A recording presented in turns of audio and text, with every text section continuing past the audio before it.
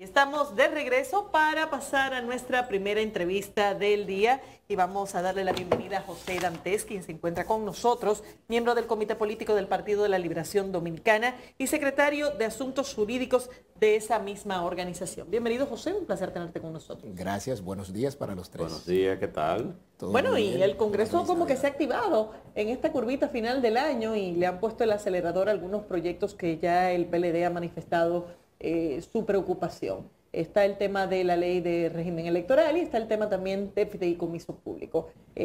Vamos a repasar un poquito cuáles son las objeciones que tiene el PLD con estos temas. Sí, así es. Tal y como tú lo planteas, nos causa mucha sorpresa que en esta recta final de este año, en unas épocas en que no se acostumbra, ¿no?, a que haya un activismo en ese Congreso, pues se hayan dedicado a conocer estos dos proyectos de ley que realmente deberían contar, vamos a decir, con una fiscalización social mucho más activa que la que se puede tener en estos días. Pero bueno, está bien porque no hay nada que lo impida. El inconveniente está que en ambos proyectos no se han hecho las reparaciones que se habían ya señalado desde hace meses. Número uno, con la ley de fideicomiso ya hemos visto todo lo que conlleva la elaboración de un proyecto que lo que pretende es que el instrumento como tal no esté sustentado, vamos a decir, en la ley de compras y de contrataciones públicas para todo lo que tiene que ver con la compra de bienes y de servicios. Esto realmente va en contra de la transparencia. ¿Por qué? Porque salvo las instituciones que tienen rango constitucional, los órganos constitucionales son los que no se encuentran, en este caso, sometidos a la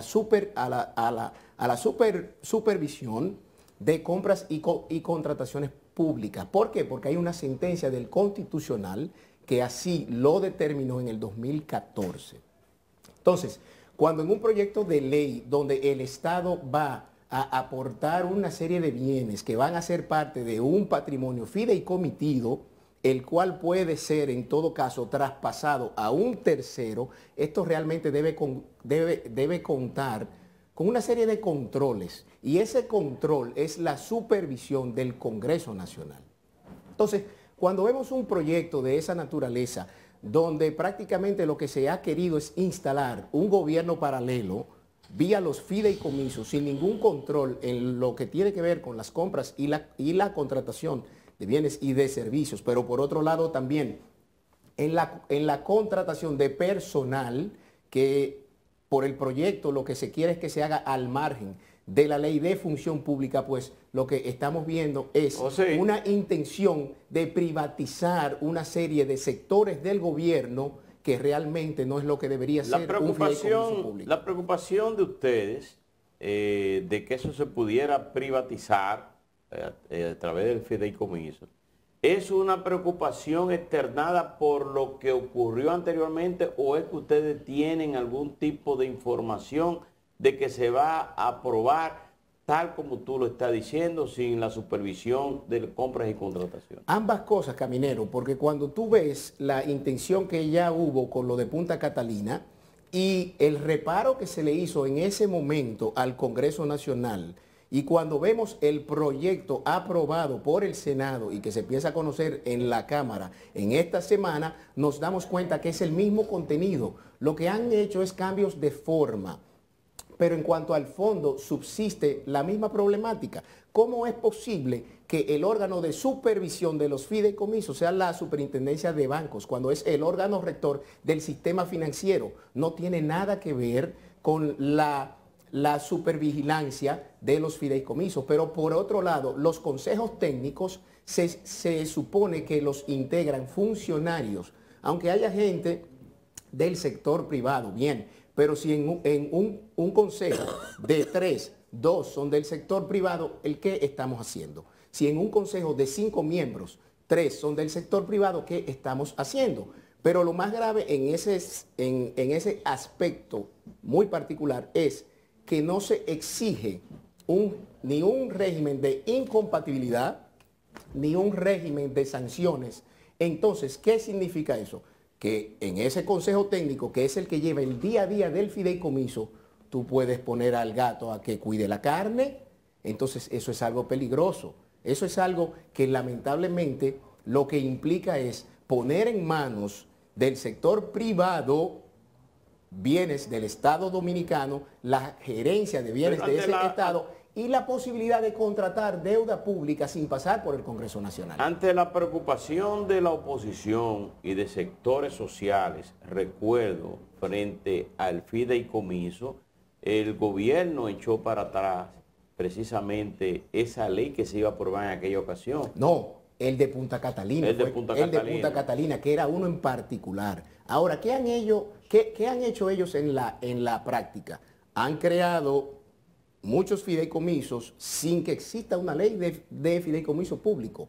El de la Policía Nacional, el de la venta de tilapias, o sea, tienen un fideicomiso para prácticamente todo. Eso es suplantar las funciones, las atribuciones de las instituciones públicas. Entonces, yo creo, no nos oponemos al instrumento del fideicomiso. Lo que nos oponemos es a la forma, a la manera en que se quiere estructurar una ley para prácticamente poner en manos del sector privado la gestión de una serie de servicios públicos que son prácticamente esenciales para el pueblo dominicano. Bueno, y hablando de servicios públicos, Sigmund Freud dice que el PLD no tiene calidad moral para plantear este tema porque precisamente RD Vial y otros fideicomisos fueron constituidos durante los gobiernos del PLD. Sí, lo que ocurre es que hay una gran diferencia entre esos fideicomisos y el proyecto que ellos quieren ahora pasar. ¿Cuál es la diferencia? La diferencia está que tanto en fideicomiso de Ciudad Juan Bosch como en el de Vial, RD Vial, todos los procesos de compras y de contrataciones fueron hechos al amparo de la ley 340-06. O sea, en este caso la ley lo que prevé es que cada fideicomiso dicte un reglamento propio para establecer su régimen de compras y de contrataciones, y eso es inconstitucional.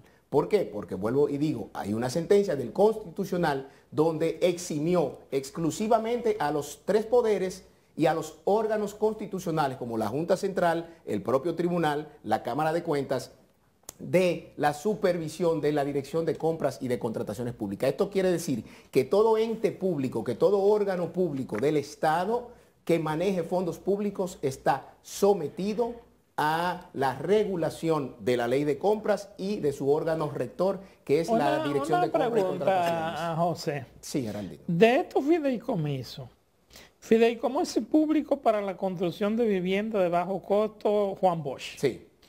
Fideicomiso para la operación, mantenimiento y expansión de la red vial. Sí. Ese es de ustedes, los dos, ¿verdad? Fideicomiso para desarrollo turístico de Pedernales. Fideicomiso Fondo de Garantía para Pequeñas y Medianas Empresas PYME. Fideicomiso para el reacondicionamiento de museos. ¿Cuáles de esos fideicomisos son de ustedes? Bueno, de ustedes vamos a decir de la gestión de nuestro partido. Los dos primeros, Ciudad Juan Bosch y RD Vial. El de Pedernales se comenzó a trabajar en él, pero nunca se concretizó porque no nos dio tiempo. Ahora, esos dos fideicomisos, ambos fueron aprobados por el Congreso Nacional. El patrimonio que se aportó, que el Estado como fideicomitente aportó a ese fideicomiso, pasó por el Congreso Nacional, fue sancionado por el Congreso Nacional y en consecuencia el traspaso, en este caso vamos a decir de Ciudad Juan Bosch, de los apartamentos que se construyeron a los adquirientes, estaba sancionado por el Congreso Nacional, validado. En ese el Estado aportó los terrenos y las obras públicas, entiéndase, las calles, las aceras, los acueductos, el sistema de alcantarillado, las escuelas, las obras públicas. Y el sector privado construyó las viviendas. Sin embargo, como fueron hechas en terrenos del Estado, para que se pudiera titular ese proyecto de viviendas y por vía de consecuencia transferirlos a los adquirientes, tenía que pasar por el Congreso Nacional. ¿Por qué? Porque la Constitución dice que todo bien del Estado, todo bien inmueble que sea enajenado debe contar con aprobación del Congreso Nacional. Entonces ahí estriba la diferencia. Ellos quieren presentar con que se hizo en el pasado, pero bajo unos términos totalmente diferentes, respetando la Constitución y las leyes. Una de las cosas que a mí me llama la atención, y lo estábamos discutiendo hace un momento aquí, era el caso, por ejemplo, de que en el artículo 10 dice que se creará un consejo técnico de 5 miembros. Sí. Pero en el párrafo 2 dice que el consejo técnico deberá estar integrado por 2 o más funcionarios públicos. Si son 5, se supone que el Estado debe tener la primacía. Claro. No tener la opción de dejar uno libre ahí para que sea del sector privado. Pero fíjate algo, Geraldino, tal y como tú lo planteas, dicen 2 o más. O sea, que con que pongan 2 ya cumplirían con esa ley. Exactamente. Entonces hay 3 que muy bien pueden ser del sector privado, entonces van a tener la mayoría.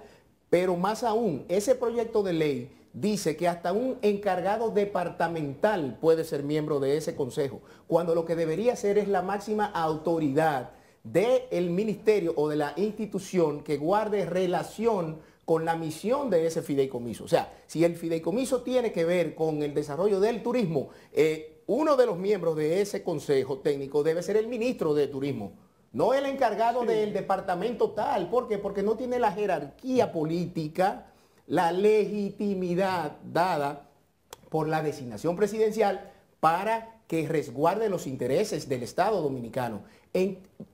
Cuando tú ves eso y cuando tú ves la capacidad ilimitada que tienen para contratar deuda, para asumir compromisos que en caso de un incumplimiento lo pagarían con los bienes que el Estado ha aportado, ahí hay una violación constitucional. Porque es que cualquier tipo de enajenación de bienes debe ser sancionada por el Congreso Nacional, y por esa razón es que nuestro partido ha planteado que esto, en todo caso, debe hacerse de acuerdo a lo que ya se había discutido hace casi un año con respecto a los fideicomisos públicos.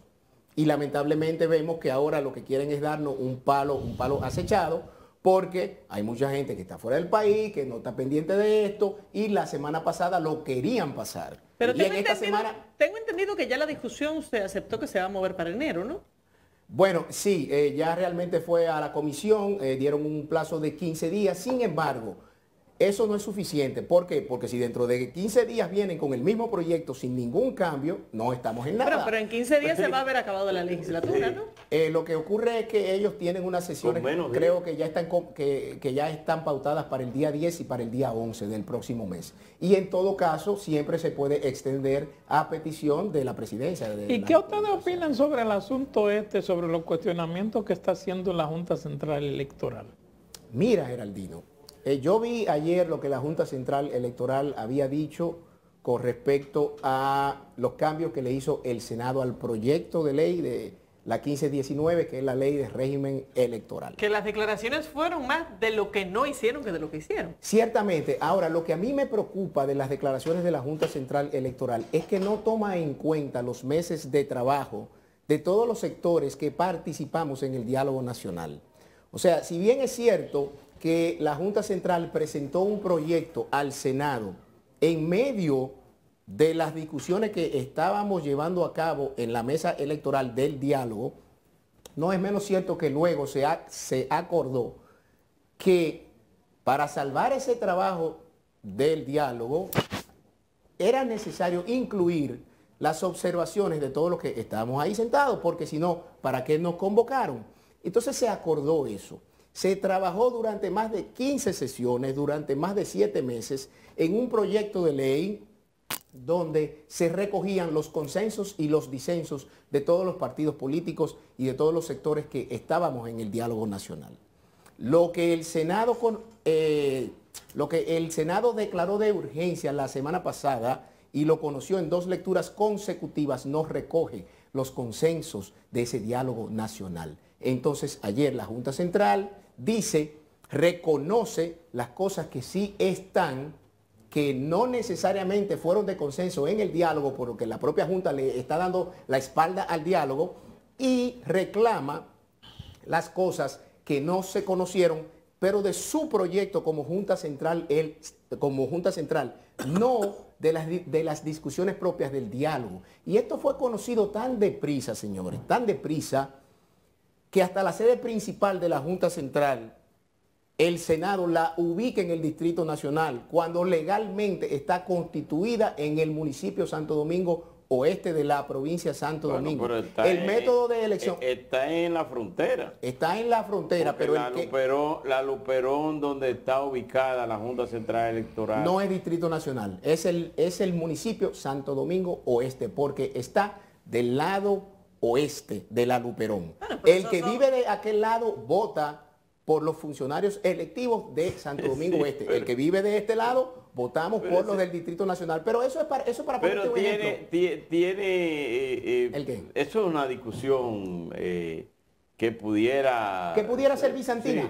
Pero te pregunto, sí, ¿es válida las quejas de la Junta Central Electoral? ¿Ustedes están apoyando a la Junta Central Electoral en su discusión o ustedes entienden que en el caso de lo que pide la Junta, de que no organizar, o sea, como Junta Central Electoral, organizar las primarias de los partidos políticos, que esa parte ellos no quieren? Mira, no quieren, pero también el voto preferencial. Ellos quieren que haya un voto preferencial hacia los vocales y los regidores. ¿Ustedes están de acuerdo con eso? No, ellos lo que no quieren es el voto preferencial, sí, a los vocales y a los regidores, porque es mucho más trabajo, pero lamentablemente usted está ahí para hacer el trabajo, no para que se lo pongan fácil. Entonces, si el sistema de partidos, que es en el que se sustenta la democracia dominicana, ha decidido que el voto preferencial debe mantenerse porque es lo más democrático que hay, pues lamentablemente no es lo que usted quisiera que fuera para facilitarle su trabajo, sino es lo que le conviene al sistema de partidos políticos, número uno.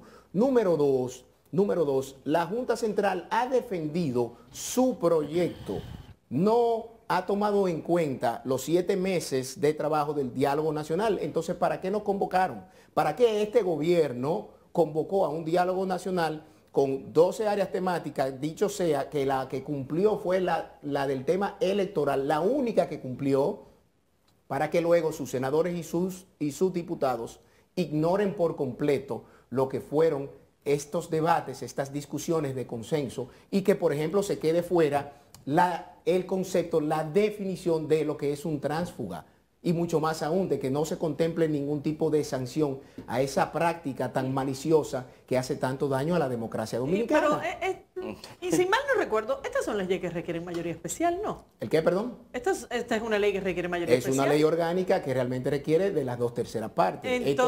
Entonces aquí básicamente es PRM y Fuerza del Pueblo que lo han aprobado en el Senado. Yo no sé si la Fuerza del Pueblo... PRM no lo pudiera aprobar solo. No, sí pueden. Pueden porque ellos tienen 19 senadores. Sí. Ah, bueno, le faltarían 3, pero recuérdate... Fuerza del Pueblo. Pero si no contó con 22 senadores, creo que son 22, no se votó como una ley orgánica. Entonces hay que ver... ¿Es una ley orgánica? Claro que sí, es una ley orgánica porque te regula un derecho fundamental que es el del sufragio activo, ¿no? Pero por lo que tú dices, entonces, en la Cámara de Diputados la discusión va a ser todavía más difícil, porque ahí las 2/3 partes son más difíciles por la mayor participación del PLD. Claro, pero lo que queremos es que nosotros podamos retomar lo que fueron los consensos del diálogo nacional. ¿Por qué? Porque lo que se quiere es una ley que se consensúe en la mayor medida posible. Porque de lo contrario, lo que vamos es a, número uno, haber hecho perder el tiempo y una serie de recursos al Estado Dominicano y a una serie de sectores que participaron de una manera activa confiando en un proceso de diálogo, y por otro lado no vamos a dotar al sistema electoral de un marco legal actualizado que garantice la organización de unas elecciones justas, libres, transparentes, equitativas y objetivas, que es lo que se quiere. Entonces, cuando subsisten métodos de elección distintos, como para los diputados de ultramar por un lado y los del Parlacén por otro, eso vulnera el principio de igualdad del artículo 39 de la Constitución. Y hay una sentencia del Constitucional donde hace referencia a eso y a otros principios. Entonces, La prisa es mala consejera. Si bien es cierto que se necesita una ley lo antes posible, no es menos cierto que vísteme despacio que voy deprisa. Antes, ese es un tema o dos temas, el electoral y el del fideicomiso, que a este final de año comienza a calentarse y que a los primeros meses del año va a continuar. Vamos a tener más tiempo para traer a ti o a cualquiera de la gente del Partido de la Liberación Dominicana para que nos cuente más sobre ese tema que está en discusión y que parece que promete mucho. Bueno, señores, gracias. Mientras tanto aprovechamos, despedimos a José Hernández, miembro del Comité Político del Partido de la Liberación Dominicana y también secretario de Asuntos Jurídicos de esa organización. Vamos a una pausa y ya volvemos.